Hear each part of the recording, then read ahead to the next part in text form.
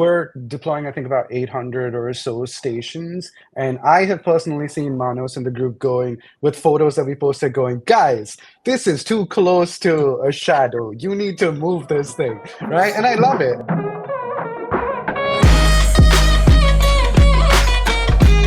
What's going on, everybody? Welcome to the show. We have Karam here from the co-founder of Dabba Network. We also have Manos from WeatherXM for this first episode. For people who don't know, Dabba is empowering individuals and communities to contribute to and benefit from a more democratized and efficient network infrastructure, Wi-Fi for the world. They're pioneering force in the DePIN, which is decentralized physical infrastructure, transforming how connectivity is deployed and maintained globally. So they're going to be leveraging Web3 technology in a really, really cool way. I'm going to let him introduce the company even more in just a second. We also have WeatherXM, and these two companies are going to be partnering together. So we're going to be diving into exactly what that looks like, where the future of DePINs is headed. So I'm really, really excited for that conversation. For people who don't know, WeatherXM is redefining weather data collection and distribution for integrating decentralized technology with traditional meteorological practices. So harnessing the power of DePIN, WeatherXM is providing accurate real-time weather data sourced from global network of contributors, ensuring transparency, reliability, and accessibility for all. So just a little bit of a breakdown. I'm going to turn it over to Karam just to shed a little bit of light on what Dabba Network is building, why they sort of began to integrate into the Web3 world as a natural next step for Dabba, as they were already a successful company in the Web2 world. Yeah, for sure. So Dabba is all about building Wi-Fi for emerging markets. We're starting in India, and then we'll expand to other markets around the world. Basically, we make it really easy for anyone to sponsor an internet connection where someone's going to use it and get rewarded in return. The reason that we're starting and doing this in India, of all places, is because demand for data in India is exploding like crazy. India is the second largest telecom market in the world. Indians already consume the highest amount of data in the world. We average about 30 gigs a month just on our phones. And we now got this Moore's law of consumption in our country where data consumption is effectively doubling sort of roughly every 2 years or so. So we've got great 4G and 5G connectivity in the country, but we haven't had a chance to build out broadband and Wi-Fi high-speed networks, the kind that a developing country really needs. So Dabba is designed to accelerate this process, and we use the principles of DePIN and crypto to help anyone, anywhere from the world, participate in the creation and the maintenance of these networks and get rewarded for doing them. Very nice. Manos, if you could, just a light introduction from your side at the WeatherXM company. Yeah. So hello, everyone. My name is Manos. As a team, we exist in the weather analytics and industrial IoT space for more than 10 years now. And we did the DePIN pivot around 2-3 years ago. And the reason, the thinking behind was that as a company, we always faced this problem of not having enough weather data around the world or in the specific regions that we had customers at. It just seems that there's never enough ground stations. And it's reasonable because it's a huge expense. There's a huge coordination overhead for governments to deploy ground weather stations. But at the same time, they are super necessary in order for weather forecasts to improve. So if you're trying to do weather analytics or optimize some kind of business in an area that doesn't have weather stations, therefore doesn't have real knowledge of weather conditions, is extremely difficult to forecast the future, to optimize the resource allocation, the operations, and so on. So in the energy industry, agriculture industry, logistics, and a number of other sectors of the economy like insurance, weather data are really necessary. We found ourselves for many years deploying weather stations for our customers. And at some point we were fed up and we thought like there has to be a better way to scale this. So we were inspired by Helium and Filecoin, and we created WeatherXM, which is a typical DePIN weather infrastructure project, similar to Dabba. And I'm really glad we're partners and we're working on these two use cases together. Definitely. Definitely. And yeah, I was curious. Maybe I'll throw it to Karam next, and then definitely Manos can jump in just to share some of the highlights from this collaboration, the goals from this collaboration. It's cool. A lot of the world I see is mainly competition, people biting each other's heads off. You guys are saying, hey, there's a real opportunity here to make the world a better place. So, Karam, I'll throw it over to you for that. Yeah, for sure. But I wanted to touch on just a quick question for Manos, actually. So I want to talk a little bit about how did we get into DePIN and why crypto? Because we had a fairly decent ISP business running already. We powered large parts of Google Wi-Fi and that sort of thing. So the reason that we got into DePIN and crypto was a very evolutionary process where uh, we had this situation where we mostly delivered internet connections to small and micro retailers, like small mom and pop juice shops and small retail stores and that sort of thing. And for some reason, that really struck an emotional chord with a lot of people whenever we deployed our networks in their neighborhood. So over the course of a year, we would get literally, I think anyone in the team would get either a call or an email every single day going, I love what you guys are doing. You're bringing connectivity in India. Can you come to my neighborhood? And that sort of thing. And so when we wanted to raise money and expand our network, one of the things that we were like, okay, we've got hundreds of people mailing us and telling us, yeah, we're awesome and they want to be part of this. Let's see if the public is willing to put their money, where their mouth is. So we put out this open thing saying, all right, guys, we're expanding our network. Do you want to participate? Are you serious about this? And we got hundreds of people saying, yes, I'm willing to commit money and time, whatever it takes. And then when we went back to our accountants and lawyers and we were like, okay, we've got these hundreds of people who want to participate. Guys, let's do this. Drop the paperwork. Our lawyers and accountants were like, are you guys insane? The amount of paperwork you would need, individual agreements, things along those lines. And that's when we started discovering, exactly like Manas mentioned, we started noticing helium and Filecoin and that sort of thing. We realized, oh, okay. So if you really want this sort of broad distributed system of ownership, participation, and value creation and sharing and all of that, crypto is really the only way that you can do it. But for us, there was a great deal of skepticism in the beginning. Like even when I first discovered helium and all of that, it took like something like 20 or 30 people that we kept speaking to saying, no, you guys have to look at this and take this seriously and look at the structure, where that tide sort of really turned for us going, okay, this is a legit way that you can really solve this problem. So I'd love to hear from your side, Manos. Like, how did that thing go when, you were doing stuff for clients and then you saw helium? Like, what was that mindset change or what was your thinking there? Okay, good question. So we got involved with LoRaWAN technology back in 2015. So we were one of the early companies that had a chance to deploy LoRaWAN gateways, LoRaWAN infrastructure, and build sensor nodes around this protocol here in Greece, Athens.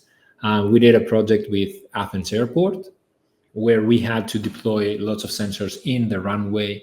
So it was a very challenging project, industrial IoT project, and LoRa was a very good technology to use for that case. So during that time, we were researching for what was available in terms of hardware, and it was very easy for anyone involved with LoRaWAN to become part of the Things Network, TTN. The Things Network is the European equivalent of Helium before Helium. And the difference between the Things Network and Helium is that the European version does not have any crypto.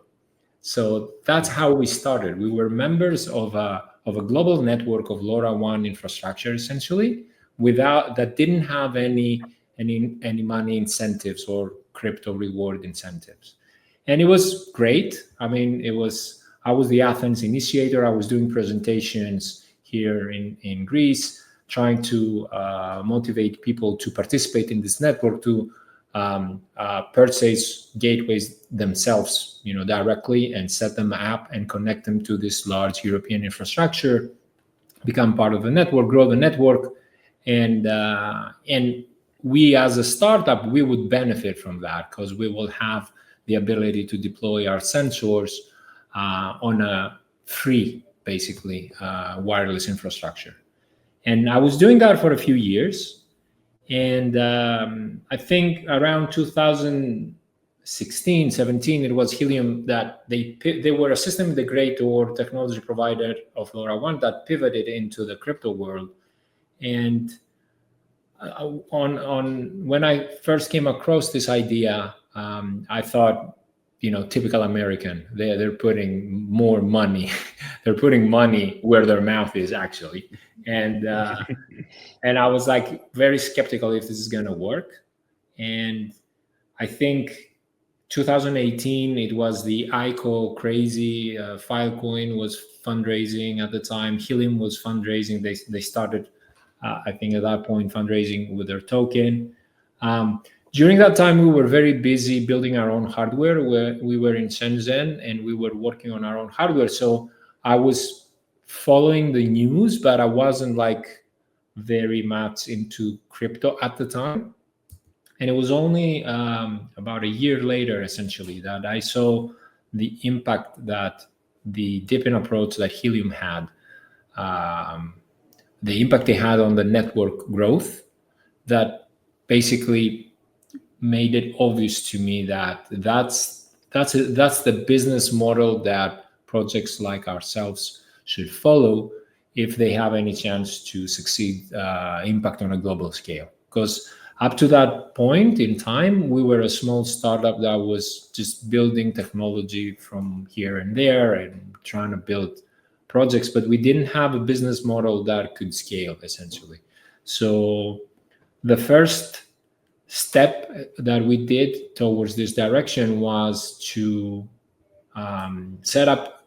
We presented to the world our ideas, essentially. So we set up an e-shop that started selling this weather station that was designed to be compatible with these ideas. Like it's a crypto-enabled hardware in the sense that it has the necessary cryptography features that we think that any hardware should have in order to participate in this economy. But the thing is, when we launched this website and this eShop, we had not built the hardware yet. We knew how to build the hardware. We had the know-how, but we didn't have the hardware in our hands. And we cheated a little bit, like many crypto projects do. We did a pre-sale, essentially. We started pre-selling the hardware that we were planning to build in the next couple of months. And the sales went so well that's the point that we realized that this is it. We have to continue this direction. We had like the product market fit on the crypto side was so strong that it gave us no choice than to stop everything that we were doing as a company at the time, stop all the large projects and the fancy customers that we had, and focus 100% on this DePIN idea, which at the time the word DePIN didn't exist, by the way. It was a year later that it was coined. Very nice. Oh, that's very cool. Yeah. So I think that actually sort of really does a great job of explaining why we wanted to enter a partnership with WeatherXM. Part of it is because we've both been companies that have been around for a while, and it's not a case of, hey, let's sell a bunch of tokens and then we'll figure out what to do. It's not about sort of putting the cart before the horse, right? Mhm. There's a serious problem that we want to solve, and crypto and DePIN is a way to enable the solution for that. So one of the things that we've really admired, apart from the way that the general mission of WeatherXM, like in a funny way, there's a running joke for us here in Bangalore. So Dabba is based out of Bangalore. It's in the southern part of India. It's sort of the Silicon Valley of our country. And we have this running joke in our city where software engineers take about 2 hours to get to work in order to build 10-minute grocery delivery apps. And the reason this is because every single time it rains in the city, and it rains about 200 days of the year, our city gets flooded. And so we feel the effects of climate and weather change over the last decade dramatically. So when we came across WeatherXM, this is something that we felt personally connected to, where we feel like, man, you've got to have this data that will then finally help companies and governments and that sort of thing take these sorts of problems seriously. The second area that really interested us was, I'm going to do a little bit of a tangent to explain where we sort of see ourselves in the broader crypto ecosystem and projects like WeatherXM, and why we're partnering to do things like this is I want to introduce this concept of what we call at least a layer zero DePIN. The idea behind that is we think there are sort of three layers to DePIN projects. The first is layer three, or sort of layer two right on top, would be things like Silencio. It's software that you install on a piece of hardware like your phone or your computer, and it sort of uses those sensors in order to accomplish something. In Silencio's case, it uses your phone's microphone in order to record noise and that sort of thing. One layer below that, at sort of layer one, would be things like either Helium or Hive Mapper. Basically, you've got hardware that plugs into other hardware to make it more useful. So in Hive Mapper's example, you can help map the world, but you need a car in order to plug your Hive Mapper into to then sort of deliver the value that's required. Where we see ourselves at Dabba, sort of layer zero, where there's no infrastructure and you're building out that sort of basic thing, right? Connectivity is one of those things where you're building connectivity where it just does not exist. And what we realized over time is when it comes to any other sort of DePIN project or value that you want to add on top of the system, power and connectivity are the two things that you need before you can do anything else. So as we started building out our connectivity network, we have hundreds of local partners that go and install broadband connections in homes and offices and that sort of thing, right? So these are guys that are literally dragging fiber optical cable to a customer's house, taking a Wi-Fi router, going and setting it up in our customer's house and that sort of thing. And we realized since we have all of this infrastructure, we might as well enable other DePIN projects and bring more value. So when you lay out a broadband connection, it makes absolute sense for us to then install a WeatherXM unit on top of that, of course, in a location that makes sense to WeatherXM in the first place. So for us, we saw this natural fit where communications is infrastructure that we need in the country, and India, hilariously, for one of the most populous countries in the world and basically an entire subcontinent to itself, has absolutely terrible weather monitoring infrastructure. The government themselves just put out this massive tender about 6 months ago going, hey, if you have any weather infrastructure, please feed us data to that. And so we saw WeatherXM as this natural fit where we wanted to bring that infrastructure to it so that down the road, not only are we enabling the growth of the WeatherXM infrastructure in the beginning, but we will also be able to direct all of the data that the WeatherXM stations capture to clients like the Indian government and other places where this data can be used on a local basis as well. So we see this as a sort of very cornerstone important project for us to sort of be the base infrastructure where then we can build and deliver more value on top of that. So yeah, that's why we were, and of course, apart from deeply being impressed by what Manos and the WeatherXM team has been done. And a funny thing is, I'm sure that we were in Shenzhen around the same time that you were, just chasing down Wi-Fi routers and that sort of thing. I figure like, if you hang around Shenzhen enough, you're going to find emerging DePIN teams from other countries that are going to different manufacturers. So I think there's something really interesting there. But yeah, that's why we wanted to do this partnership. We're big fans of the project, and we think that we can help them in their bigger goal as well. Amazing. Man, I didn't know if you had any thoughts on that. We were kind of diving into sort of the specific issues and challenges within the DePIN space and how that partnership is aiming to solve it, things that you guys are trying to solve together. So I'll turn it over to you. Yeah, sure. So when we started the project, when we started selling hardware, like actually delivering the hardware, the whole design at the time, the approach was focused around retail and individual people. So we had observed helium mainly at that point. So we were trying to become wise at the lessons learned in the helium ecosystem. And we wanted to start by engaging with as many individuals as we could. So the first, I would say like 5, 6, probably the first 7,000 stations of the network are deployed by individuals that they didn't buy more than 2 weather stations. It was usually our average sales is 1.5.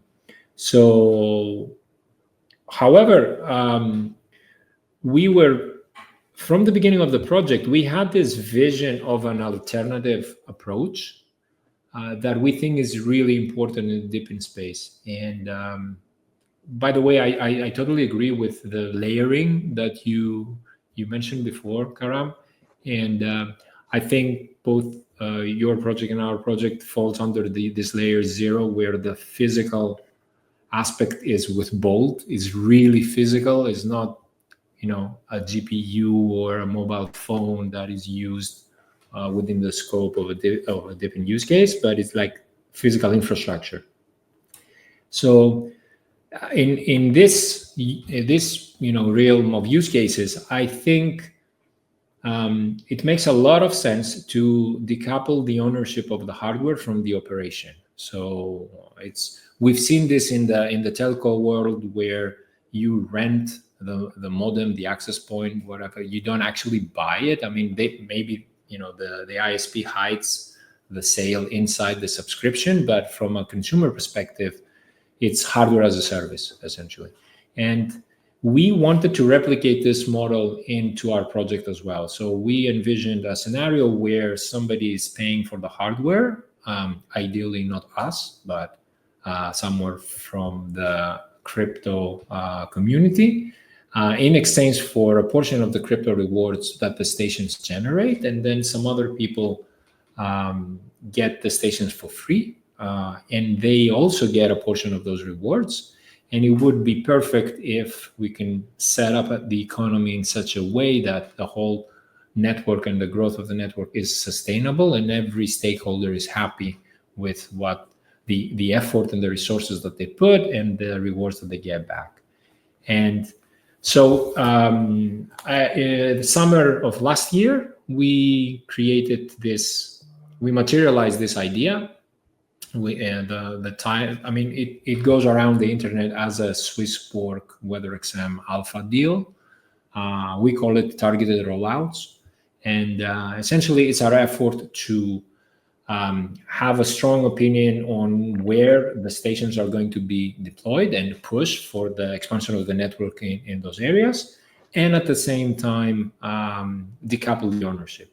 And one key element to the success of this project is to find partners that can deliver large quantities. They can deploy large quantities of weather stations that we have delivered to them.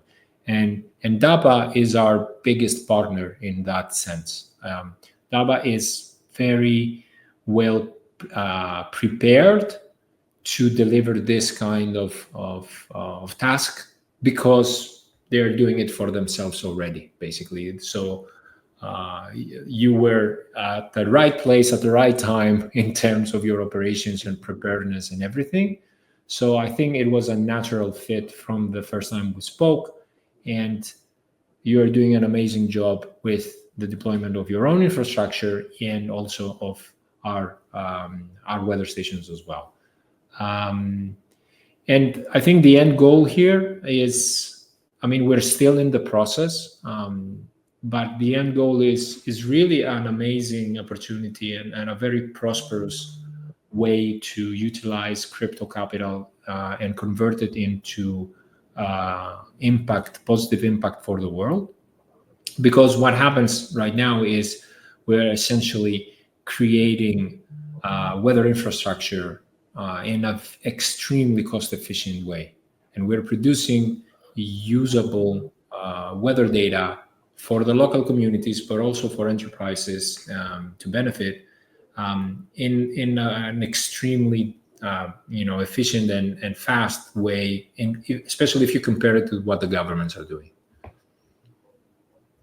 Very nice. Yeah, and I want to double down on something that Manos mentioned, which I think is crazy important, which is when you decouple who buys the hardware and who owns it from where it gets deployed, that really unlocks scale and value for the project.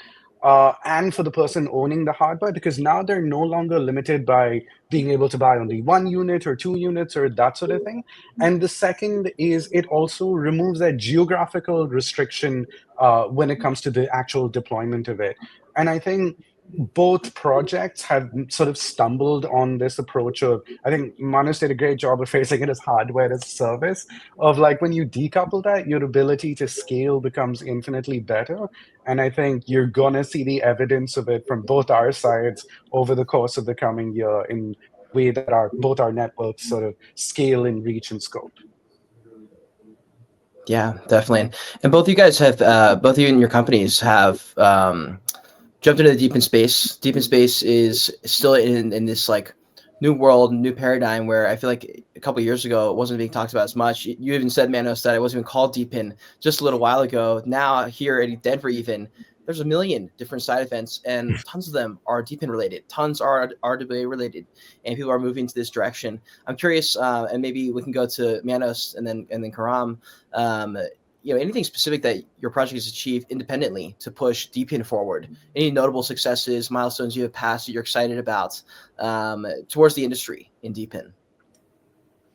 Yeah, I think one of the stuff that we are proud about is basically what we were just describing. This Swisswork Alpha deal, it was a proof of concept for us. It was an experiment that it demonstrates to the world that it is possible to have this business model and produce hardware and deploy hardware in such a way. So I hope that other DePIN projects will be inspired by this. In a way, it goes contrary to the decentralized model that all of the crypto projects want to have, and I think that's a key element in every DePIN project. Like, how much decentralization are you going to put in every aspect? Because it's extremely difficult to, when you have hardware in the middle, it's extremely difficult to be like a DeFi protocol, essentially. So, the word protocol is used in the crypto space, and sometimes I have other people describing WeatherXM as a decentralized weather protocol kind of thing, and I wish we were that, but in reality we have a lot of centralization that we are trying to find ways to get rid of, because we don't want it either, but it's not easy to start in a fully decentralized way if you're a DePIN project. And so the Swissborg project, the targeted rollouts, is basically we take full control of how the network evolves in a way, in a very centralized way, like a large corporation would do. But at the same time, we're utilizing all the decentralized tools that the crypto ecosystem has to offer. We're doing it with transparency, with fairness. We are recirculating capital basically in ways that it's clear to everyone involved. So I think that's something that we're proud of, and I wish that we will continue to be successful in the new iterations that we have in mind for the next couple of months, because we're going to run the targeted rollouts again in an even more decentralized way. But still, there will be some aspects of control in the middle. Another interesting aspect that we have in our project that I think all good quality projects have or should have or will soon have is the concept of the reward mechanism being associated with some kind of quality matrix, quality index. So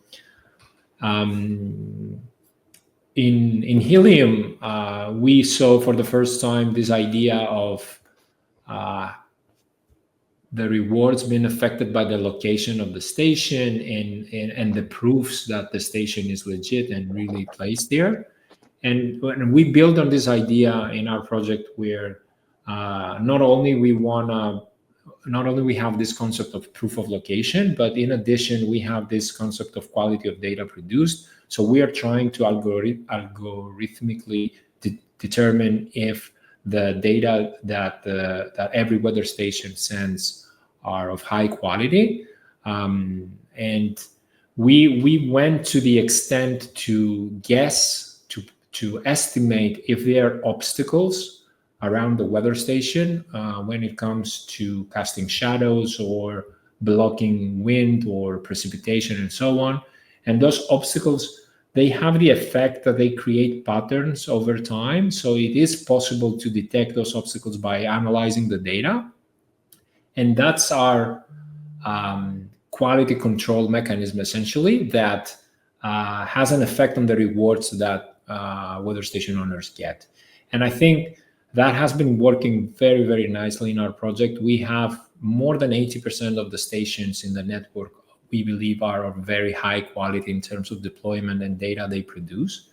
And this, 80% might sound like a not very good number, but if you look at the professional networks of the governments, actually their level of quality is way, way lower than that. So it's no surprise if you have half of the network offline in a government weather infrastructure.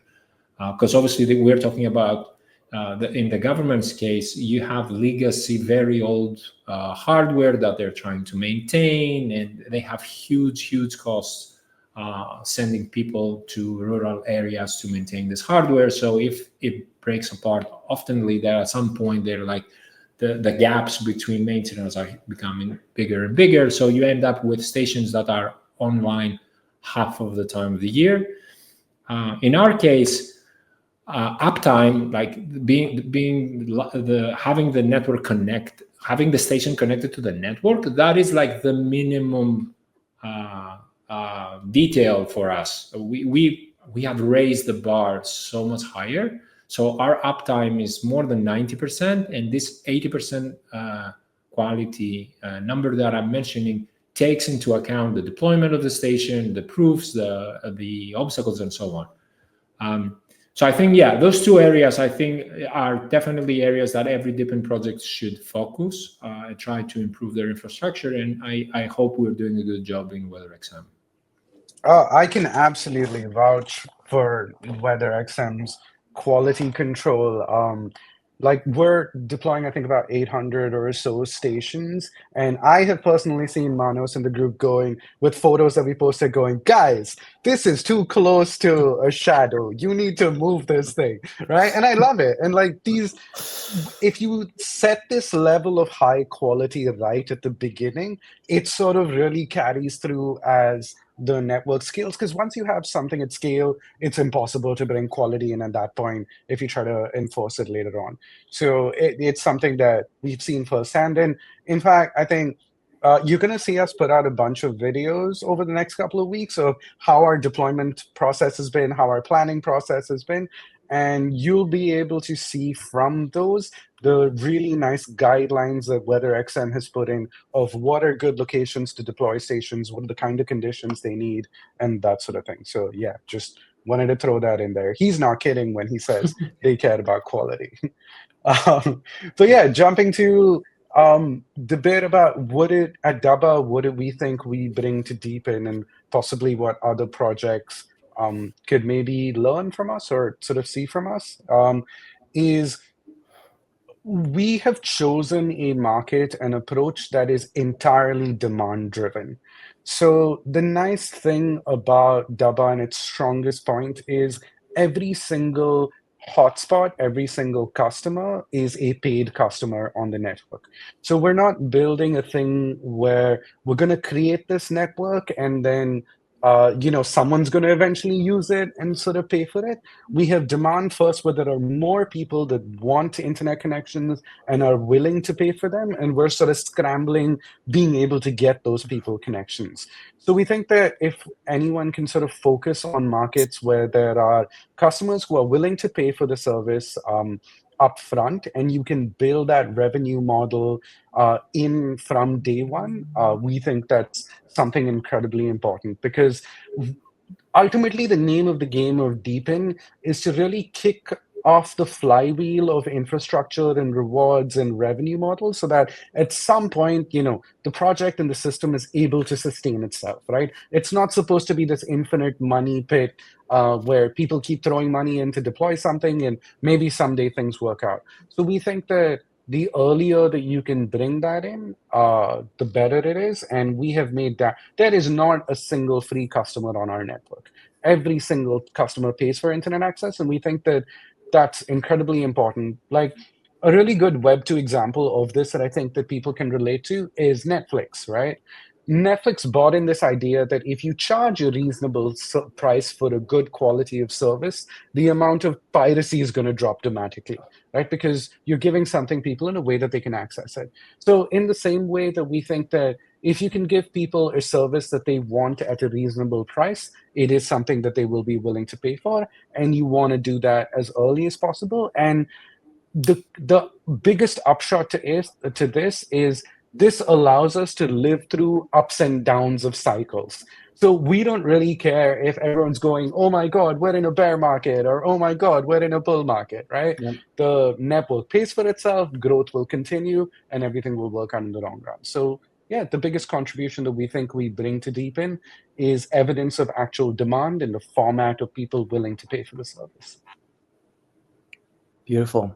So zooming out a little bit into the industry level, curious on y'all's thoughts where the DePIN industry really is currently, where it's headed, how partnerships like this contribute to the broader evolution of DePIN. We kind of dove into it a little bit earlier, as well as your kind of independent side of things, but just on a broader scale with the DePIN industry. Curious, Manos, on where you think everything is headed and how we're at today. So we're definitely at the early stages, even though we have examples of projects that are a few years old, and even though technology accelerates more and more, the pace of acceleration increases. I still feel we haven't seen the whole picture yet. There's a ton of things that we can do in the industry that will push things forward. For example, we have not seen a lot of DeFi and DePIN integration. So I think there's a lot of opportunities if you provide financial instruments into DePIN projects. So imagine if you have a new project that has found, Karam had a very good example here. If you have a new DePIN project that has found demand first and it somehow is struggling with supply, that project should be entitled to some kind of a financial instrument that they can solve the hardware manufacturing problems, for example, solve the distribution problems, and then unlock the demand that they already had and pay back this loan, if it was a crypto loan, using their own economy as the initial guarantee to get this loan in the first place. So there's definitely opportunities there. I also think there's opportunities into the collaboration that WeatherXM and Dabba has today. I think this one-to-one relationship that we have today could actually evolve into some kind of service, some kind of platform in the future, because most of the really physical DePIN projects require this kind of support.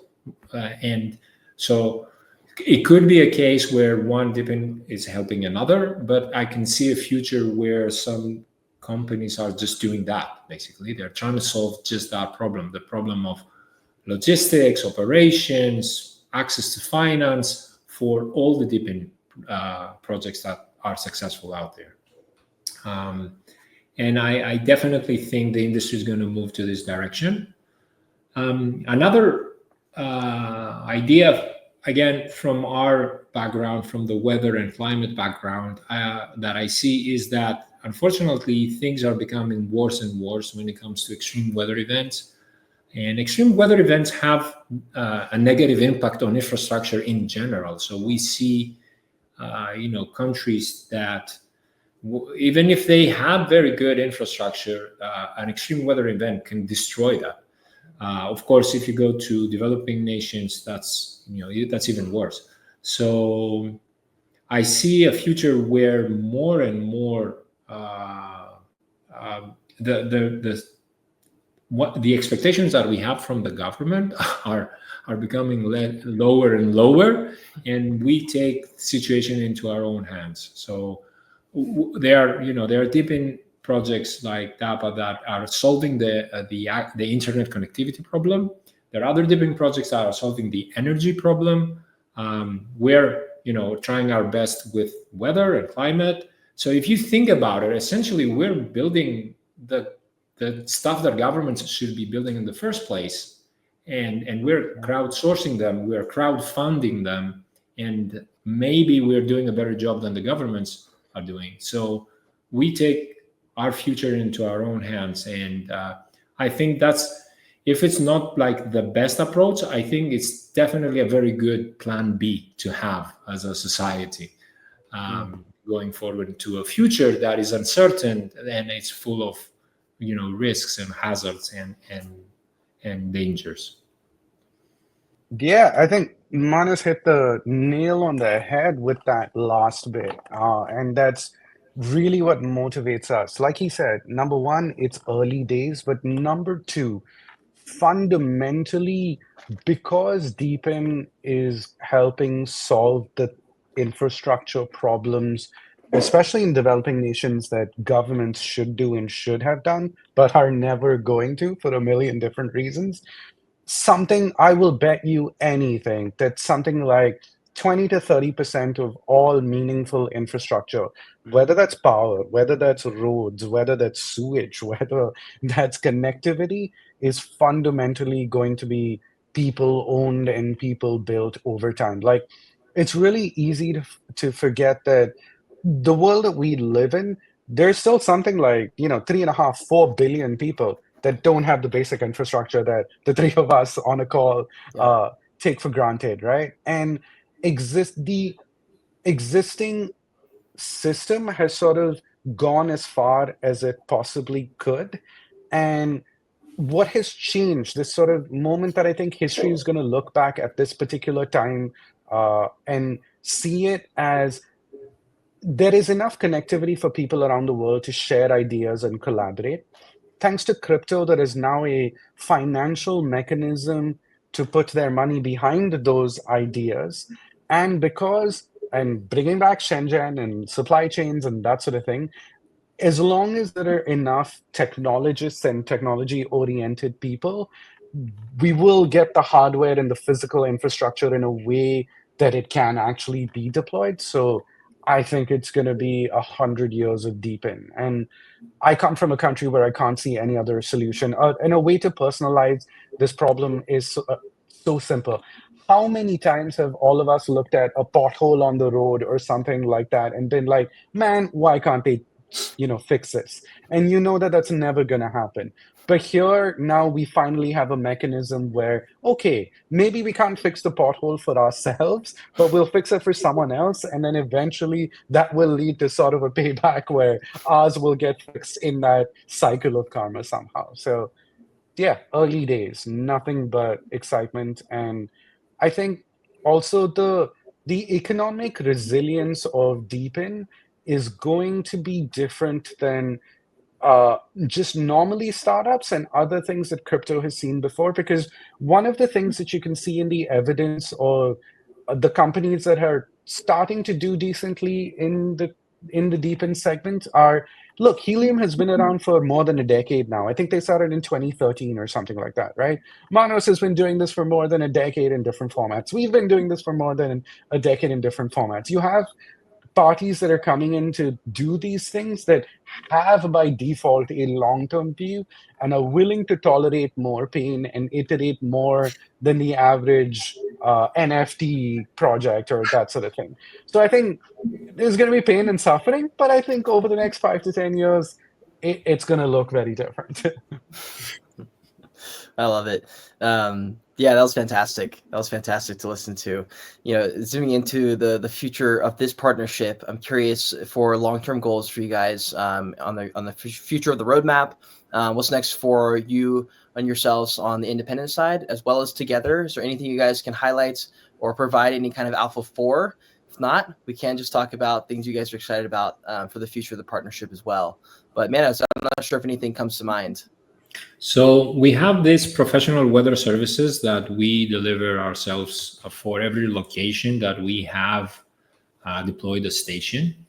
And it took us some time to develop this product essentially. So we started with a supply, and it took us like almost 2 years to focus on the demand. We always had demand pilots, but we didn't have like a streamlined product. And it's only recently in the last few months, essentially, that we launched this professional services, as we call it. And so if you go to our website today and, pro@weatherxm.com, you can subscribe to, you can see a bunch of dashboards and subscribe to our API service. And one of the things that we do is we have this thing that we call forecast accuracy tracking, and we aggregate around 40 different meteorological models from different meteorological organizations, different approaches for every location that we have a station. And we use the actual weather conditions from the station as the truth. And we try to identify how accurate every forecast is, and essentially be able to tell what are the good models that you can trust in this particular area during this particular season, this time of the year. What are the bad? How much volatility in forecasts in general exists in that location? This type of information never existed on a global scale for any location, as long as you just buy one weather station and put it there. So I think we're bringing a very revolutionary service to the world that, as an idea, of course, it existed in the industry. It existed in very large enterprises. We were doing that for our customers for many years, but now we open this to any individual who is interested to buy the service, to use the service. And because we have this knowledge, we can build a better forecast. That's how we build our hyper-local forecasts. So we are not following the typical approach that meteorological companies have, which is a simulation of the Earth's atmosphere. We essentially ignore the fact that we are on Earth, and we're treating every point individually, and we're doing a forecast for every point that is trained on historical data and historical forecasts that are coming from those models. And the result is really, really spectacular. We have like very, very accurate forecasts for those locations that we have stations. So to answer your question, because this was a small introduction, we're bringing this service will be made available in India, will be made available in all those 800 locations that we're going to have stations soon. And I'm really looking forward to seeing the impact that those services have on ordinary people and companies who want to use those services. We make available, most of our data are made available for free. So we through the mobile app or through our web site, or the professional value proposition that I mentioned before, it has a trial version as well. So I know people will use this, small professionals will use this without having to pay for it, essentially, which is fine. It's part of the design. But at the same time, we have very, very large enterprises, like top 10 kind of companies of the world, that we are currently in discussions about those services and about access to our raw data coming from the stations. So, and those sort of things never existed in India, in Africa, and in Latin America, which happens to be the areas of our focus. And by the way, I come from Greece. Greece is like it's the not so developed part of Europe in terms of infrastructure. So for me, I had the same experience growing up that Karam described before, like, broken roads, broken infrastructure, and no hope that this is going to improve. So I think for countries that are in this kind of state or worse, these new services are like revolutionary and very useful to the people. Yeah, thank you for that. I think that was amazing. We see it pretty much the same way. For us, we look at the future of this partnership as nothing short of total weather domination of India. These first 1,000 units that we're sort of deploying are sort of a test in the bucket, right? There's a lot of operational things we're figuring out. Small things are going to go wrong, like things are going to happen, because when you deploy 1,000 units, you really get a sense of how the whole thing works, right? Once we do that, we hope to partner more and really just cover the entire country as much as humanly possible, to get as much weather data. And the second thing is, in a lot of places like where we are, it's a lot easier to go to these large enterprises and the government when you have the stations up and running and the data already available, and you go, here, look, I have this. This is amazing. We can give this to you and we can scale this better, versus going with promises and saying, hey, we're going to roll this out and that sort of thing. So we really see this as step one in a much longer process, ideally over the next couple of years. On the WeatherXM side, it's something we're deeply excited about. On the Dabba side, things that are happening. One is we're really excited to announce that we had launched season 2 to sell 10,000 devices. We hit that target way faster than we expected. So season 2 is, by the time you're watching this video, season 2 is officially closed. You'll see more new things coming from us. If you are watching this video, you probably want to check out the Dabba WeatherXM deal that will now be live on our site by the time you look at this. If you watch this and you like what you hear, this should definitely be worth your time. Amazing. Yeah, that's actually a perfect way to put it there. As we wrap, just recapping a little bit, what are some things, just any final thoughts basically from either of you guys? I'll start with Manos first, but any closing thoughts, call to actions? Karam just alluded to something there as well, but anything you think the audience should know as we wrap this conversation? And by the way, for anyone who's listening, if you are interested, pretty much anything you need is going to be down in the description below, or if you're on X, in the tweet below. And if you want to get a hold of them and things like that. But Manos, I'll turn it over to you if you have any final closing thoughts.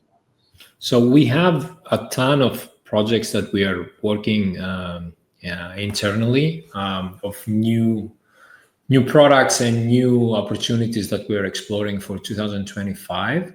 So I cannot share the details in all of them, or most of them actually. But the bottom line here is follow us in Twitter and join our Discord, because there's going to be a lot of new announcements and new radical things that are happening in our project, and I'm sure in Dabba as well, and in the coming weeks and months. And one of them that I can share a little bit is related with prediction markets. We always thought in our project that one of the use cases that we can really make a difference is when it comes to parametric weather insurance. And we think that the road to weather insurance is through prediction markets and weather derivatives. And prediction markets have gained a lot of popularity in the last couple of months because of the US elections. And so there's a lot of new prediction markets that are getting launched, will be launched in the coming period. And I think we're probably going to be in one of them as the weather oracle, powering weather prediction markets, basically based on our own data, which is a very important milestone for us, not only because we utilize weather data on chain, but also because we are creating, we think that that is the first step of connecting weather data with DeFi, essentially, and which is a necessary step if we are going to see the parametric weather insurance on chain ever happening. That's something that I'm excited about, and more details on this is going to be announced in the next couple of weeks. Very nice. Karam, any closing thoughts? Yeah, our call to action is super straightforward. If you are interested in anything that you've heard, please consider participating in the Dabba and the WXM deal. You'll see details on our website. Also, definitely follow us on X, join our Telegram, join our Discord, because Dabba is going to have its TGE sometime fairly soon. And you'll want to be connected to us to see all of the things that we're up to and get the alpha early so that you can participate when the time is right. Amazing. Amazing. Well, Karam, Manos, thank you so much for this conversation. This is excellent. And I think anyone who's listening into the DePIN conversation and interested, they're going to love this conversation. So I highly recommend you guys share this with your friends and family. Let people know. Definitely check it out. And we'll see you guys all in the next one. We're going to have these podcasts kind of rolling out a bit more regularly, hopefully. And yeah, hope you all have an amazing rest of your day. Take care, everybody.